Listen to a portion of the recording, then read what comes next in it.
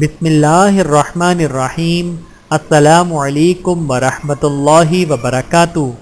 فتنوں کے آنے سے پہلے حضرت ابو ہریرہ رضی اللہ تعالی عنہ سے روایت ہے کہ رسول اللہ صلی اللہ علیہ وآلہ وسلم نے ارشاد فرمایا، تاریک رات کی طرح پھیلنے والے فتنوں کے واقع ہونے سے پہلے نیک اعمال کر لو، کیونکہ وہ فتنے اتنے خطرناک ہوں گے۔